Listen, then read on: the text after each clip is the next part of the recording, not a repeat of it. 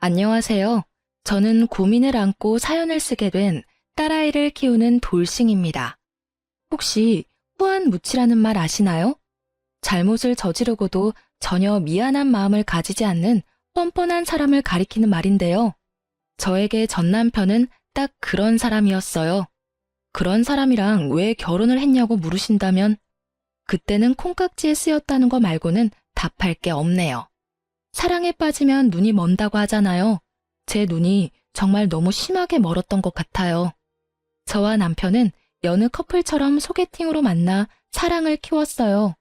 둘 다 평범한 직장인이라 정말 평범하게 연애를 했어요. 저는 외동딸이라 어릴 때부터 아버지가 적금을 많이 부어주셨고, 저도 일하면서 번 돈을 많이 모아두었기 때문에 결혼 전에는 이미 집도 전세로 살고 있었어요. 솔직히 처음 결혼할 때는 부모님 반대도 있었어요. 남편은 집을 할 생각도 없이 제가 살던 전셋집에서 그냥 살면 안 되냐는 식으로 말했고, 저도 굳이 돈 들여 이사 가는 것보다 그게 나을 거라고 생각하기도 했거든요. 그런데 아버지가 자기 돈으로 아무것도 안 하려는 남자 인정 못한다며 마지막까지 반대를 하셨죠. 그래도 결국 결혼은 했어요. 그만큼 남편이랑 잘 맞는다는 생각을 했으니까요. 저는 성격이 맺고 끊음이 정확한 편인데 남편은 둥글둥글 무난한 성격이어서 그 부분이 잘 맞았거든요. 그런데 딱 하나 술 때문에 사고 친 적이 많아서 그 부분이 저를 힘들게 했어요. 이혼한 게 그럼 술 때문인가 하고 생각하실지도 모르겠지만 전혀 그쪽 문제가 아니고 뜬금없는 여자 문제 때문이었어요. 결혼 기념일이 3번을 지난 어느 날이었어요. 술만 마시면 연락이 없는 남편을 기다리며 TV를 보고 있는데 남편이 제게 전화를 한 통 하더군요. 짜증나는 마음을 꾹꾹 눌러 담아 전화했더니 경찰서라는 대답과 함께 남편을 데려가라고 하시더군요. 술을 너무 많이 마셔서 도로에 누워있다가 결국 경찰서에 신고가 들어가는 바람에 거기 가 있더라고요. 경찰서 갔더니 완전히 깔라가 돼서 인사불성이 된 남편이 의자에 누워있더라고요. 그나마 술 주정이 없었으니 다행이었지. 주정까지 했으면 한 대 패고 싶을 만큼 쪽팔렸어요. 부랴부랴 경찰서까지 남편 데리러 온 건 좋았는데 폰이 꺼져버렸더라고요. 저는 자기 전에 폰을 충전하는데 남편 데리러 여기까지 나올 줄 몰라서 충전을 잊어버리고 있었거든요. 결국 제 폰을 쓸 수 없으니 콜택시도 부를 수 없었어요. 남편 폰이 생각나서 콜택시를 부르려고 버튼을 누르는데 뭘 잘못 눌렀는지 이전 화면이 뜨더군요. 그리고 그 화면을 본 제 눈을 의심할 수밖에 없었어요. 남편이 웬 여자와 같이 있는 사진이었어요. 거의 껴안고 있는 데다가 서로 입술을 맞대고 있는 사진이었죠. 게다가 위에서 아래로 찍힌 각도로 보니 여자가 남편 다리 위에 올라가 있는 상태였어요. 그걸 보고 제정신 유지할 수 있는 여자가 이 세상에 있을까요? 그런데 얼굴을 확인하고 더 열이 받아버렸어요. 바로 남편이 자주 만나러 다니던 동네 누나였거든요. 이 여자를 제가 경계 대상에 넣지 않은 이유는 처음에 사귈 때 가장 먼저 소개시켜준 사람이었거든요. 동네에서 어릴 때부터 친하게 지내던 누나라며 결혼한 사람이라고 하기도 했고 나이가 남편보다 6살이나 많으니 바람을 필 거라고는 상상도 못했거든요. 절대로 연애 상대는 아닐 거라고 편하게 생각했는데 그 생각이 이런 참사를 불러온 것 같아요. 게다가 그 여자는 유부녀였고 남편도 유부남이잖아요. 일단 화를 내려놓고 다른 사진부터 확인했어요. 그랬더니 이건 확실하다 싶더라고요. 그 여자랑 찍은 사진이 넘쳐나더군요. 저와 남편은 서로 폰을 확인하는 행동은 한 적이 없었는데 그래서 그런지 굉장히 무방비하게 폰 안에 외도의 흔적들이 가득하더라고요. 그 흔적들을 저장하려니 제 폰은 이미 배터리가 나갔고 어쩔 수 없이 사람을 하나 불러야 했어요. 폰 번호를 알고 있는 제 사촌 오빠에게 전화했어요. 근처에 살고 있고 지금이면 운동을 할 시간이라 오기도 편할 거라고 생각하고 불렀거든요. 도대체 남편이 술을 얼마나 마셨길래 태우지도 못할 만큼 떡이 됐어? 그러게 말이야. 근데 그게 중요한 게 아니라고 지금. 잠깐 폰 들고 이리 와봐. 저는 오빠의 팔을 끌어 남편 폰 앞으로 데리고 왔어요. 그리고 남편의 외도 사진과 카톡 내역을 모두 보여주며 사진 좀 찍으라고 말했어요. 동영상도 찍으라고요. 바람 피면서 이렇게 대놓고 사진첩에 불륜녀랑 찍은 사진 올려놓은 거야? 이건 뭐 답이 없네. 사진을 보니 최소 몇 달 전에 바람 핀 것 같은데. 그래서 지금 미치고 팔짝 뛸 것 같다고. 게다가 이 여자 내가 아는 여자야. 남편 동네 아는 누나인데 어릴 때부터 친하다고 해서 별 생각 없이 놔뒀더니 이런 식으로 사람 뒤통수를 치네? 잘 생각해. 바람 피는 것도 습관이라 잘 안 고쳐진다더라. 사람마다 다르긴 하겠지만. 몰라. 이 인간 술 깨고 이야기해본 뒤에 결정하려고. 오빠, 미안한데 우리 집까지 옮겨줄 수 있어? 택시 타고 갔다가 집 안까지만 옮겨줘. 야, 바람 핀 놈 뭐가 좋아서 집까지 데려가? 그냥 근처 쓰레기 있는데 대충 던져두고 가면 되지. 쓰레기는 쓰레기장에. 몰라? 나도 그러고 싶지. 그치만 내일 아침에 눈 뜨자마자 추궁해야 하니까 놔두고 가면 안 돼. 결국은 오빠의 도움으로 저희는 집에 무사히 도착했고 남편은 오빠가 데려다 놓은 현관 입구에 놔둔 채 저는 안방에 들어가 잠을 청했어요. 그런데 잠이 안 오더라고요. 열이 받으니 쉽사리 가라앉지도 않고요. 결국은 뒤척거리며 자다 깨다를 반복하다가 새벽녘 잠자는 걸 포기하고 일어나서 TV를 틀었어요. 생각이 많아서 정리할 겸 틀어놓은 건데 그 소리에 남편이 으으하며 일어나더군요. 물 좀 갖다 줘. 술에 취해 갈라진 목소리로 말하는 남편을 보며 저는 물 대신 대뜸 사진부터 보여줬어요. 동네 친한 누나랑은 어디까지 갔어? 그게 무슨 소리야? 사진을 본 남편 놈은 그제야 정신이 돌아오는지 버벅대기 시작하더군요. 눈을 껌뻑거리는 것이 이게 꿈인지 생신지 모르는 것 같아서 다시 한마디 해줬어요. 이거 그 집 남편한테 알려도 되지? 그 말 한마디에 숙취로 쓰러져 있던 남편 놈은 벌떡 일어나더니 바로 무릎을 꿇으며 고개를 떨구더라고요. 미안해. 절대로 그 집에 알리면 안 돼. 내가 다 정리할 테니까 제발 그러지 마. 절대로 그런 짓 이제 2번 다시 안 할 테니까. 절대로 하면 안 될 짓을 왜 했어? 그리고 숨기려는 노력도 하나도 안 했더라? 왜? 나한테 들키고 나하고 이혼하고 싶었던 거 아니야? 그런 거 절대 아니야. 그냥 우리 사이가 예전 같지도 않고 그러던 차에 술 마시고 한 번 일이 그렇게 됐었는데. 한 번이 아니지. 지금 내가 찾아낸 첫 사진에서 4개월이나 지났는데. 넌 그럼 4개월 내내 술 마시고 실수해서 여자 만났어? 그런 말이 아니고 어쨌든 입이 10개라도 내가 할 말이 없어. 앞으로 절대 그러지 않을 거고 인연 싹 끊을 테니까 제발 한 번만 참아줘. 남편 놈은 손이 발이 되도록 빌었어요. 저는 그런 남편을 보며 한숨이 푹 나왔어요. 이걸 용서해야 하나 말아야 하나 고민했지만 결국은 용서하기로 했어요. 대신 한 가지 조건을 걸었어요. 당신 입으로 시부모님께 이야기하고 우리 상황 정리해서 알려드려. 그건 내 입으로는 못하지. 부모님 아시면 완전 난리 날걸? 우리끼리 해결하면 될 일인데 왜 부모님까지. 아셔야지. 당신 아들이 남의 귀한 딸 지금 마음고생 시키고 있는데 우리 부모님한테까지 말하라고 하기 전에 알아서 해. 당신이 안 하면 내가 직접 가서 사진부터 보여줘 버릴 거니까. 결국 저의 강경한 태도에 남편은 울며 겨자 먹기로 시댁에 가서 이야기를 꺼냈어요. 그런데 시부 반응에 저는 한 번 더 어이가 없었어요.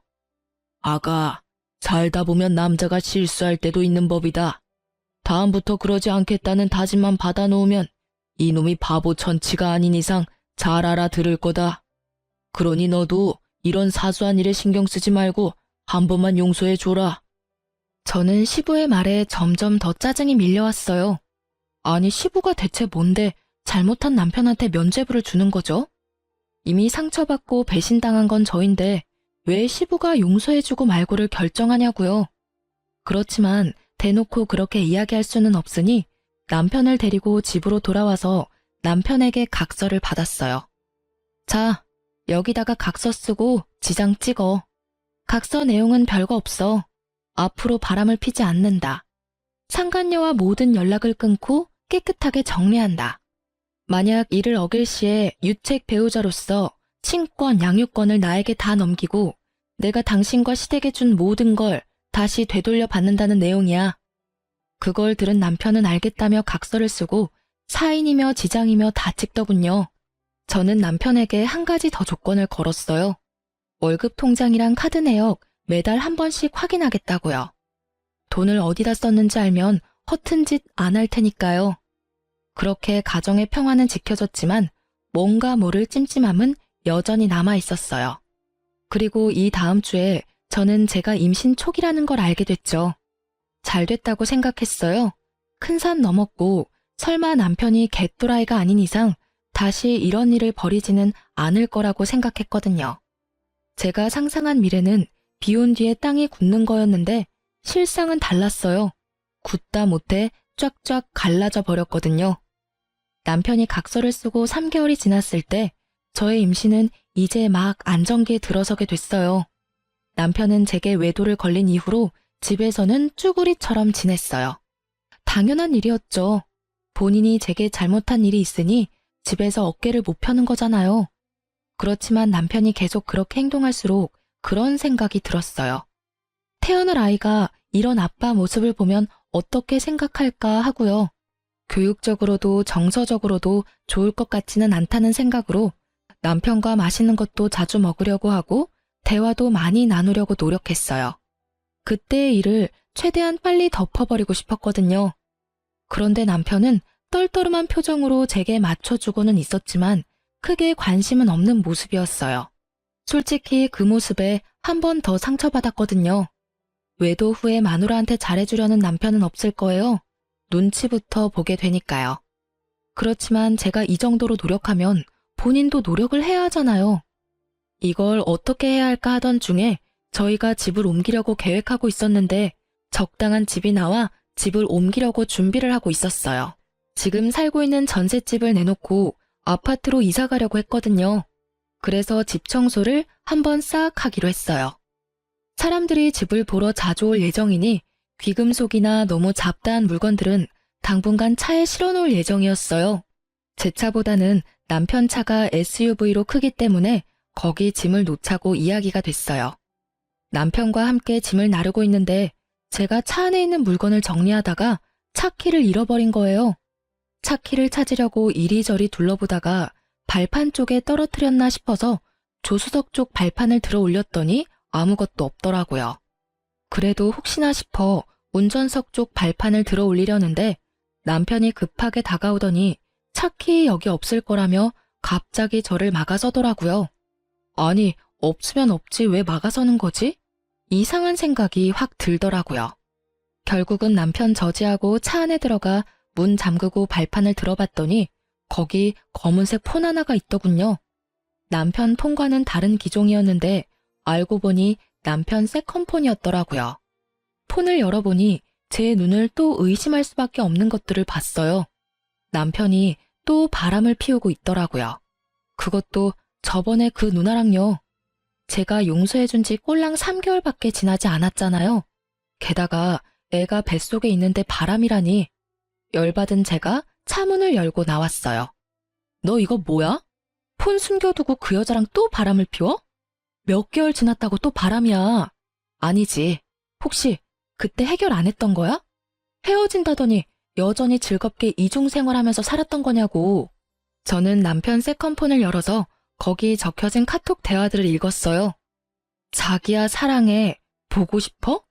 그리고 여동생 남동생? 아, 들키면 동생 이야기라고 둘러대려고 여동생 남동생이라 적어놨어? 암호까지 정해서 더 주도 면밀하게 나를 속이려고 했다 이거지? 반성 같은 건 아예 한 적이 없네. 내가 용서해준다고 했을 때도 아예 헤어질 생각 없었고 잘 됐다 싶었나 본데 이번에는 못 참아. 당장 이혼할 거야 이 나쁜 놈아. 어디서 할 게 없어서 계집질이야? 화가 난 저는 노상에서 소리를 질러댔고 남편은 그런 제 모습에 저번처럼 무릎 꿇더니 용서해달라며 질질 짜더라고요. 여보, 미안해. 진짜로 내가 다 잘못했어. 제발 한 번만 더 기회를 줘. 뱃속에 아이를 보면서라도 참아. 용서? 내가 저번에 용서해줬다가 지금 얻은 게 뭔데? 당신 두 번째 바람 펴서 임신한 마누라 뒷골 터지게 만들어 놓고 용서? 미안하다고 하면 끝이야? 용서해 달라고 하면 다 되는 거냐고. 왜 내가 용서해줘야 하는 건데? 그리고 뱃속의 아이를 생각하면 참으면 절대 안 되지. 너 같은 거랑 인연을 끊는 게 아이 인생에 더 도움되는 일 아니야? 너도 그렇게 생각하잖아. 어느 엄마가 이제 곧 태어날 아이한테 바람핀 거 용서해줬는데 또 바람핀 아버지를 주고 싶겠냐고. 정말 이번 한 번만이야. 앞으로는 절대로 당신이 하지 말라는 건 아무것도 안 할게. 어떻게든 이혼만은 참아줘. 난 당신 없으면 못 살아. 손이 발이 되도록 싹싹 비는 모습을 보고도 더 열이 뻗는 건 아마 첫 번째 외도 때 그 모습을 보고 용서해줬던 저의 바보 같은 모습이 떠올라서였을 거예요. 저에게는 이 남자에 대한 믿음이 아주 조금도 남아있지를 않았어요. 저러고 또 바람 피겠지. 2번이면 3번은 쉽겠죠. 입만 열면 거짓말. 네가 왜 나 없으면 못 살아? 저 상관이 없으면 못 사는 것 같은데 이혼해 줄게. 둘이서 살아. 고작 3개월을 못 참아서 각서 쓰고도 바람핀 년이랑 계속 만나는 거 보면 그렇게 죽고 못 사는 사이인 거 내가 인정해 줄게. 그런데 우리 아이한테는 너 같은 아빠 필요 없으니까 여기서 인연 끊어. 넌 제대로 된 남편도 아니고 아빠도 아니야. 앞장서. 당장 시댁 가서 이혼한다고 말씀드리게. 열받은 저는 남편을 끌고 시댁으로 가려고 했어요. 남편이 완강하게 거부하더군요. 시댁에 알리는 게 무서웠나 봐요. 무서운 짓을 왜 했냐고 윽박 지르려다가 참았어요. 이번에야말로 시댁 가면 시부에게 당신 아들이 무슨 짓을 저질렀는지 확실하게 알려주고 싶었어요. 시부가 무슨 말로 남편을 두둔하든지 간에 코웃음 날려줄 준비도 되어 있었고요. 당장 앞장서라고. 시댁 가서 정산해. 시부모님도 그간 상황 다 알아야 우리 이혼할 때 큰 문제 없을 거 아니야. 무슨 정산? 그리고 나 이혼 안 할 거라니까? 넌 이혼 무조건 하게 되어 있어. 내가 너랑 헤어질 거라고 결심했으니까. 그리고 정산해야지. 너 첫 번째 외도 때 각서 썼잖아. 당신과 시댁에 준 모든 걸 되돌릴 거라고. 나 그거 받으러 시댁 갈 거야. 알지? 아버님 차 내가 빌려드린 거. 게다가 소소하게 빌려드린 돈도 있고, 그리고 당신한테 사준 선물들은 다 놔두고 가. 넌 그 선물 받을 자격 없어. 그 말에 남편 얼굴이 사색이 되더군요. 여보, 진짜로 나 당신이랑 헤어지고 싶지 않아. 제발 다시 생각해봐. 나 정말로 다 끊을게. 깨끗하게 정리할 거라니까? 내가 정말 미안하다고. 하든 말든 너 마음대로 하고, 솔직히 각서까지 썼는데도 그 여자 만난 거면 이 정도 각오는 이미 하고 있었던 거 아니야? 당신이 원해서 만났잖아. 그리고 너 말끝마다 미안해라고 하는데 그 말 앞으로 한 번만 더 하면 죽어? 미안해하지도 않으면서 뭐가 미안한데? 입버릇처럼 말하면서 마치 진짜 미안한 것처럼 굴고 그거에 넘어가서 내가 한 번 봐줬는데 이번에는 안 넘어가. 누굴 호구로 알고 당장 앞장서. 결국 미안한 마음 없이 미안하다며 소리만 치는 남편을 저는 시댁으로 끌고 갔습니다. 아니, 미안하다는 말은 왜 하는 건데요? 미안하다는 말을 들을 때마다 화가 치밀어 오르는 제 속도 모른 채 사과만 하면 다 끝날 거라고 생각하는 남편 놈을 보니 그때 용서해준 게 그제야 후회가 되더군요. 시댁에 도착한 저는 표정이 무척 좋지 않았고 남편은 끊임없이 제 눈치를 보며 주눅 들어 있었어요. 너희들 웬일로 왔어? 오늘 무슨 날이야? 어머님, 저희 이혼하려고요. 이 사람이 또 바람을 폈어요. 그것도 저번이랑 똑같은 여자하고요. 정리가 하나도 안 된 상태로 저 속이고 열심히 만나고 있던데 솔직히 더는 못 참아요. 어떻게 임신한 와이프 두고 다른 여자하고 바람이 나요? 새로운 여자였다면 덜 화났을지도 몰라요. 그런데 왜 또 그 여자냐고요. 두 사람 연애하는데 내가 방해물 같으니 제가 이혼하는 게 맞는 거겠죠. 아이고 며느라가 진정 좀 해라. 뭐가 그렇게 바빠? 남자가 살다 보면 그럴 수도 있지. 그리고 너 임신 중이라 뭐 이래저래 저도 힘들었나 보지. 네가 이해를 좀 하고 넘어가.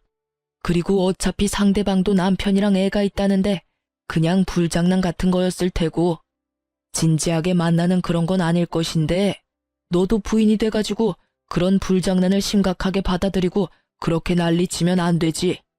뱃속에 애도 있으니 흥분도 좀 가라앉히고 생각을 하면. 불장난 정도가 아니잖아요. 지금 이 사람 하는 짓을 보시라고요. 미안하다고 다 정리한다고 할 때는 언제고, 여태껏 만나면서 메신저로 와이프 배불러서 재미가 없네 어쩌네 그런 말 찍찍하면서 둘이서 내 욕까지 했다고요. 저는요, 임신 중에 벌써 남편 불륜이 2번째예요. 임신 중에 남편 외도 알아채는 와이프도 많지 않겠지만 2번이나 이런 짓 당하면 제가 기분이 좋겠어요? 아버님이야 아버님 자식이고 두둔하고 싶은 마음 있으시겠지만 저는 달라요. 첫 번째 용서가 제 마지막 한계 지점이었거든요. 이번에는 절대 용서 못하고 저번에 남편이 쓴 각서대로 하려고 시댁 온 거예요. 각서? 야, 너는 무슨 각서를 어떻게 썼길래 불똥이 여기까지 튀어? 각서를 보기 전까지 시부는 아주 느긋한 태도였어요. 아들놈 두둔해가면서 각서가 무슨 내용인지도 모르고 말이죠. 제가 각서를 보여주니 시부의 표정은 울그락불그락 시시각각 변했고 남편놈은 고개를 떨구다 못해 바닥으로 꺼질 것 같더군요. 아버님 쓰고 계시는 차 가져갈게요.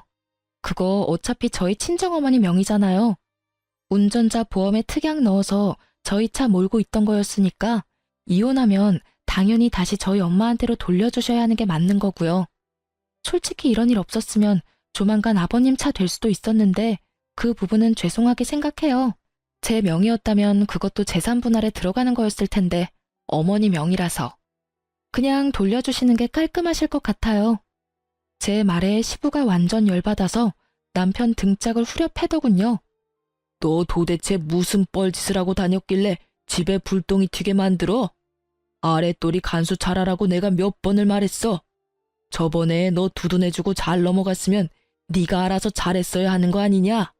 너 때문에 갑자기 이게 무슨 날벼락이야? 시부는 흥분해서 남편을 향해 윽박질렀고 그런 시부를 보면서 저는 웃겼어요. 왜냐고요?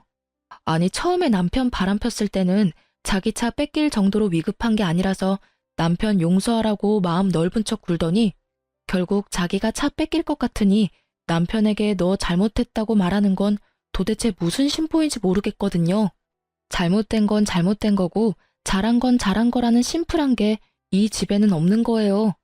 잘못했다고 해놓고 여전히 잘못하는 남편이랑 잘못한 걸 크게 잘못한 게 아니니 넘어가라는 시부가 정말 똑같은 사람처럼 보였어요. 결국 남편놈은 시부에게 손이 발이 되도록 빌었고요. 그런데 왜 시부에게 비는 건지 모르겠더라고요. 빌려면 저한테 빌어야 하는 게 맞지 않았을까요?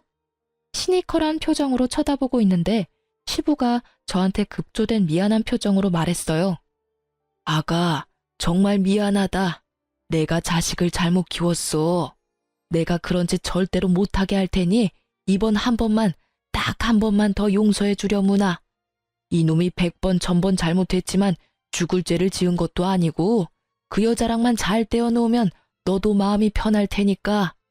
죄송하지만 용서할 생각이 없어요. 그런 마음도 안 들고요. 100번 1000번 잘못했으면 100번 1000번 벌 받아야 하는 게 마땅하고요. 저는 벌을 주는 사람은 아니니 제가 줬던 걸 다 돌려받을게요. 아버님한테는 차를 돌려받고 남편에게는 딱히 돌려받을 만한 것도 없으니 이혼할 때까지 우리 신혼집에서 나가줬으면 좋겠네요. 뭐? 그 집에서 나가면 난 어디서 살아? 아버지 집도 너무 멀고 직장에서는 더 멀다고. 집에서 내쫓는 건 좀 너무하잖아. 다시 이야기를 잘 해보고. 집에서 내쫓는 게 왜 너무해? 그 집 계약할 때 너 나한테 땡전 한 푼이라도 준 거 있어? 아니면 그 집 유지비를 네가 주기를 했어? 그 집도 내가 가져온 내 전셋집이잖아. 넌 거기 그냥 네 집만 들고 들어와 살았고. 그러니까 가볍게 집만 들고 나가면 되지. 그리고 시댁 멀면 그 상간녀 집에 가서 재워달라 그래. 얼마나 좋아하겠어? 죽고 못 사는 남자친구랑 만나면 좋아하겠다. 그치? 웃기는 소리 하지 말고 나 진짜로 갈 데 없다고. 집에서 내쫓는 건 너무하지. 나 절대로 그 집에서 안 나갈 거야. 내가 말했잖아. 제발 좀 들어봐. 나 진짜 미안하고 그 여자랑 완전히 다 끊겠다니까. 의심 하나 없애도록 매일 위치 추적 앱도 설치하라고 하면 하고, 통장 내놓으라고 하면 그것도 다 줄게. 제발 집에서 나가라고만은 하지 마. 그 여자랑 인연을 어떻게 끊게? 저번에도 끊는다고 해놓고 못 끊었지. 아니지. 끊었는데 다시 이었나? 어쨌든 결과적으로는 두 사람이 여전히 만나고 있으니까 둘이서 그렇게 죽고 못 사는데 내가 이혼해 줄게. 둘이 같이 살아. 그 여자도 그 남자랑 이혼하면 너랑 잘 살 수 있겠네. 집도 없이 둘 다 똑같이 위자료와 상간소송비 갚으면서 잘 살면 되지. 안 그래? 그러니까 그게 안 된다고. 우리는 그렇게 깊은 사이가 아니야. 진짜 그냥 즐기기만 하는 사이였고 술 마시면 만나는 그런 사고 같은 거였다고. 제발 여보. 그러니까 술 마시면 만나는 사람이면 술을 안 마시면 안 만났을 거 아니야. 그럼 네가 술을 마신다는 선택을 한 것부터가 네가 반성을 안 하고 있었다는 거지. 뭐 깊고 낮고 그런 거 나는 모르겠고 그냥 이혼하고 양육권 친권 나한테 다 넘겨. 어차피 너 유책 배우자라 그거 다 못 가져가. 집도 없고 이제 빚만 남을 건데 뭐. 대신 애 양육비는 꼬박꼬박 보내. 남편은 대답도 못하고 그저 한숨만 푹푹 내쉬더라고요. 미안한 기색은 하나도 없이 이 상황을 어떻게 모면해야 하는 것만 눈에 보이더라고요. 아버님도 죄송하지만 그 차 돌려주세요. 안 돌려주시면 경찰에 도난 차량 신고할 테니까 알아서 돌려주시면 좋겠네요. 서로 얼굴 붉히지 않게 하면 좋잖아요. 그렇게 말하고 저는 시댁을 나왔고 남편 짐을 모조리 챙겨 시댁으로 붙였어요. 물론 제가 선물해준 고가의 물건들은 쏙 빼놓고 보냈죠. 제가 보낸 선물이 아까운 놈이니까요. 그리고 그 길로 저는 상간녀도 만나러 갔어요. 상간녀는 초조한 표정을 하고 있더라고요. 죄악감이나 수치스러움이 아닌 초조한 표정. 어차피 저랑 그 사람 바람난 거 처음 알았을 때 상간녀 위자료 소송한 거 아니라서 이번에는 소송 못할걸요? 이게 상간녀와의 첫 대화였어요. 뭘 알고는 있는 것 같았는데 아주 어정쩡하게 알고 있더군요. 바람난 걸 인지하고 3년 정도 지나면 소송을 못 거는 거거든요. 고작 3개월은 아직 진행 중인 거나 마찬가지고 제가 용서해줬다고 하더라도 속이고 계속 바람피고 있었으니 고의적으로 부정행위를 지속했다는 점은 명확하죠. 게다가 남편이 이미 각서까지 썼거든요. 헤어진다고 해놓고는 여전히 만났잖아요? 위자료 청구할 때 당연히 체크하는 부분이거든요. 제 말에 상간녀의 몸이 오들오들 떨리더군요. 너무 가증스러웠어요. 어디서 불쌍한 척을 하는 건지. 상황으로 보면 제가 더 불쌍한 거 아닌가요? 뱃속의 애를 위해서 태교를 해도 모자랄 판에 상간녀까지 만나러 왔으니. 게다가 뻔뻔한 상간녀의 말을 들으니 더 열이 받더라고요. 이보세요. 뻔뻔하고 싶으면 뭘 좀 알고 뻔뻔하시던가. 남의 남자 데리고 열심히 놀았으면 그 책임도 같이 져야죠. 혼자 빠져나가려고 잔머리나 굴리고 있고. 어쨌든 나는 그 남자랑 이혼하기로 했으니까 만나고 싶으면 앞으로 마음껏 만나세요. 대신 저는 당신한테도 위자료 청구할 테니까 그 부분은 알아서 하시고요. 내가 상간녀니까 위자료 청구받는 거는 어쩔 수 없다고 생각해요. 그런데 집에 법원 등기 같은 건 보내지 말아줘요. 남편이 알면 곤란하거든요. 아직 저희 남편은 모르고 있고 저한테도 가족은 소중하니까. 뻔뻔함을 넘어서는 인간 실격의 태도에 저는 버럭 소리 질렀어요. 가족이 소중하다는 사람이 왜 바람을 펴요? 웃기고 있네 진짜. 당신 가족은 소중하고 내 가족은 소중하지도 않아? 이게 좋게 봐주려고 했더니만 자기가 잘못한 주제에 나한테 이래라 저래라 하고 난리야. 당신 지금 주제 파악이 안 되나 본데 나는 당신 용서해주러 온 거 아니에요. 솔직히 지금도 당신 남편한테 가서 먼저 이룰 수도 있는 거 귀찮아서 여기까지 와서 꼴 보기 싫은 당신 얼굴 보고 있는 거라고. 이것들이 사람이 마음 써주니까 아주 호구로 보이나 봐. 둘이 아주 똑같은 것들끼리 붙어먹어서는 당신 남편한테 지금 이야기해주러 갈까요? 바람 펴서 남의 가족 파탄낸 주제에 자기 가족은 소중하다며 등기를 집으로 보내지 말라는 상간녀 말에 완전 빡친 저는 흥분을 가라앉히지를 못하겠더라고요. 제가 열받아서 소리친 게 먹혔는지 상간녀는 아무 말도 안 하고 제 눈치만 보고 있었고요. 우편물이 어디로 갈지는 내 마음이니까 그때까지 가슴이나 졸이고 사세요. 그렇게 이야기하고 나오는데 현기증으로 머리가 핑 돌더라고요. 너무 신경을 많이 썼는지 몸이 안 좋아진 것 같더라고요. 결국은 정신력을 소모하기 싫어서 이혼 전문 변호사를 찾아가 맡기기로 했어요. 결국 이혼은 합의가 아닌 소송으로 들어가게 됐고, 이혼 소송 진행하면서 상간녀 소송도 같이 진행했어요. 그리고 저는 이혼 소송 중에 딸아이를 출산했어요. 그 아이를 낳을 때 남편이 없어서 친정 어머니가 들어오셨는데 그때만큼은 정말 서럽게 울었어요. 울지 않고 버티려고 그렇게 애를 썼는데 아이를 낳은 벅참과 아이를 아빠 없이 키워야 한다는 미안함이 한데 섞여서는 묘한 죄책감과 슬픔으로 눈물이 났어요. 이번 한 번뿐이다. 오는 건 지금뿐이라고 되뇌이며 딸아이를 홀로 키웠어요. 육아휴직을 쓰고도 힘이 들어 친정 도움을 받았지만 그래도 홀로 서기는 성공적이라고 할 수 있었어요. 그런데 이혼 후 몇 개월이 지났을까? 갑자기 전 남편이 딸아이가 보고 싶다며 면접 교섭권을 써서 아이를 만나러 왔더라고요. 처음에는 이 사람도 혼자 지내면서 애 얼굴 보고 싶었겠구나 하고 마음이 좀 쓰였는데 애 보러 와서는 저한테 계속 사정사정 하더라고요. 당신 혼자서 힘들지? 내가 곁에 있어주면 진짜 덜 힘들 거야. 나 애한테도 잘하고 집중할 자신 있어. 그러니까 우리 다시 만나지 않을래? 당신도 힘들잖아. 싱글맘이 얼마나 힘든데. 내가 도와줄게. 저번 일 모두 만회하고도 남을 만큼 내가 헌신적으로 할게. 갑자기 이렇게 말하길래 이놈이 진짜 정신이 나갔나 싶었어요. 갑자기 왜 다시 만나자고 해? 그 여자랑 잘 안 돼? 상간녀가 이혼 안 하려나 보네. 그럼 더 잘 된 거 아니야? 눈치 보지 말고 마음껏 여자 만나면서 살면 되지. 그 여자는 안 돼. 나 지금 당신이랑 그 여자 두 사람한테 양육비 줘야 해서 큰일 나게 생겼다고. 나는 맹세코 그 여자애가 내 애인지는 몰랐어. 그리고 피임도 확실하게 했었다고. 언제 임신이 됐는지 모르겠는데.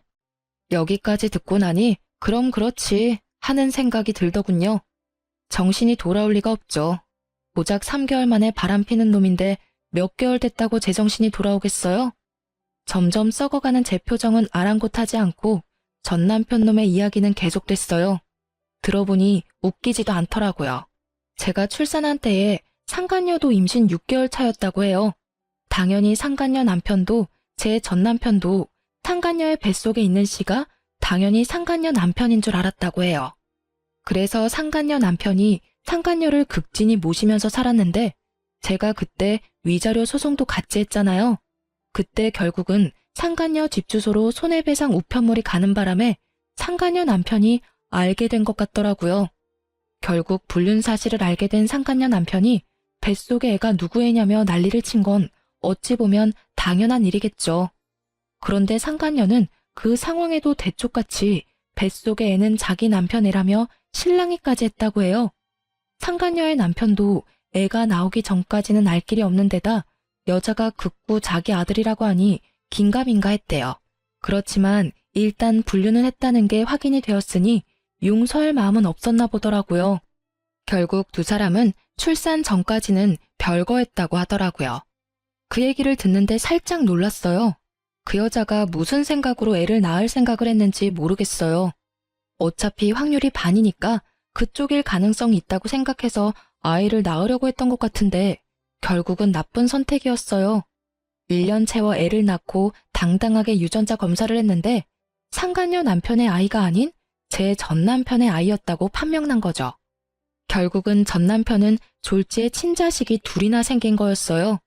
그리고 이후 상간녀는 남편에게 이혼당하고 위자료 갚고 있고 제게 줄 상간녀 위자료도 갚아야 했으니 결국은 전 남편에게 찾아와 붙으려던 거였죠. 애가 둘이나 생겨서 좋겠네. 그냥 둘이 같이 살면서 벌면 되잖아. 근데 왜 나랑 다시 살자고 해? 좋아하는 사람이랑 같이 살아. 이제야 마음 편한 나 건드리지 말고. 그 여자 결국 이혼당하고 나한테 왔는데 애 들이밀면서 책임지라고 결혼하자고 하는 거야. 근데 생각해봐.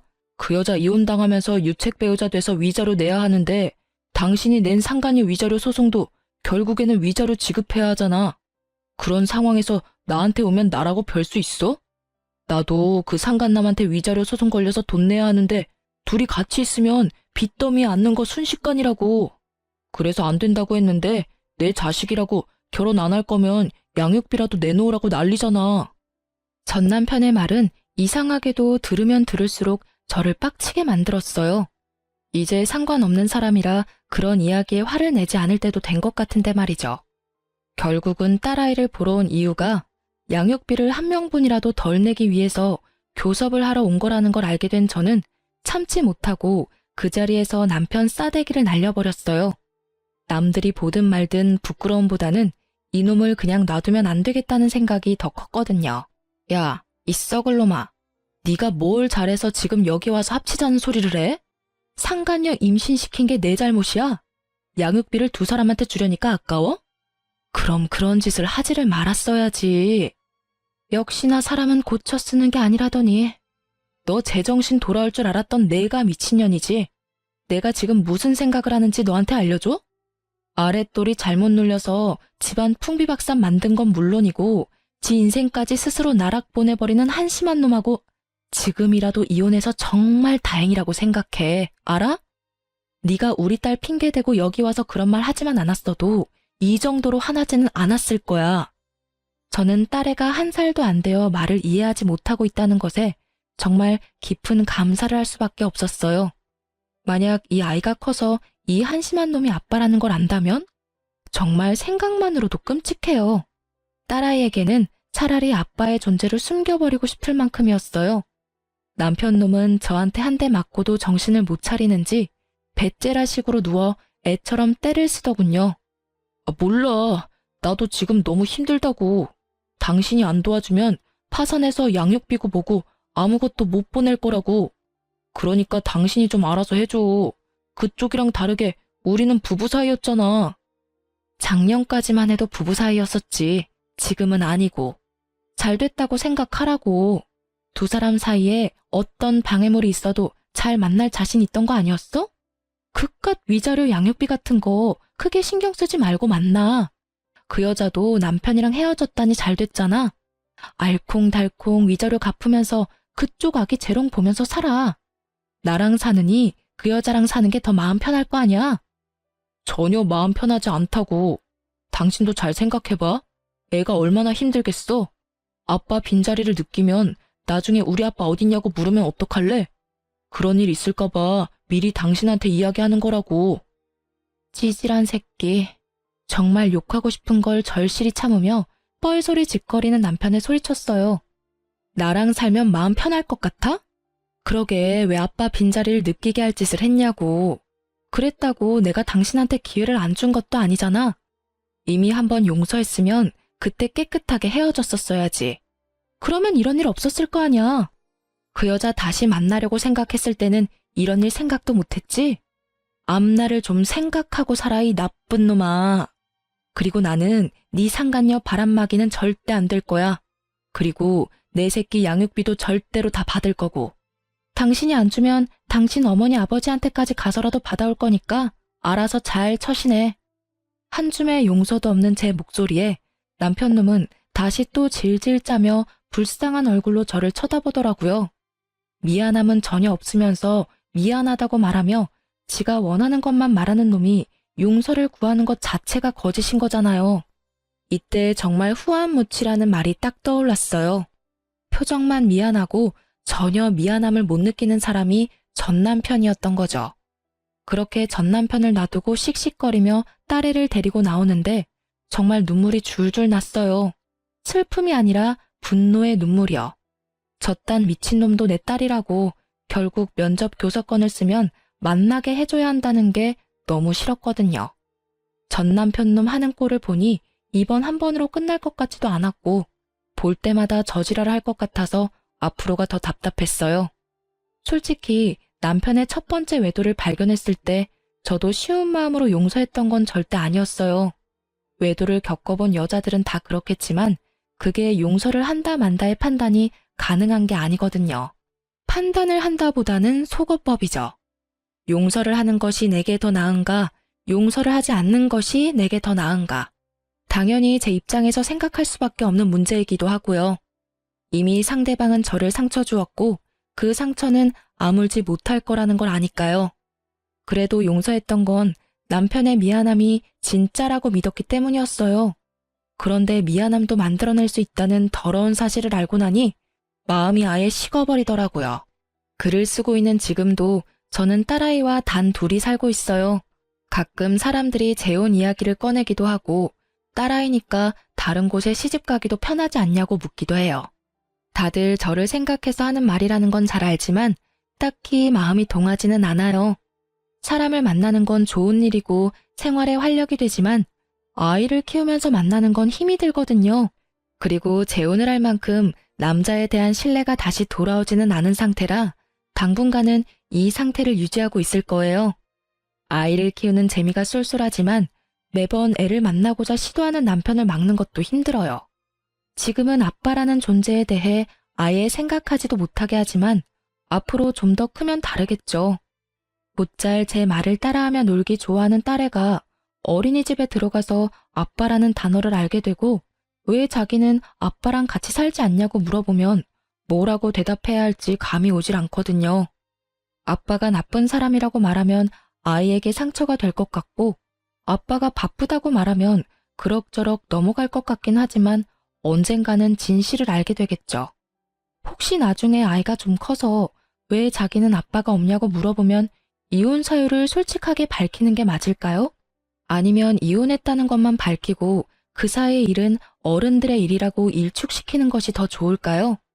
글을 읽으시는 분들의 많은 조언을 부탁드립니다. 그리고 글 읽어주셔서 너무 감사해요.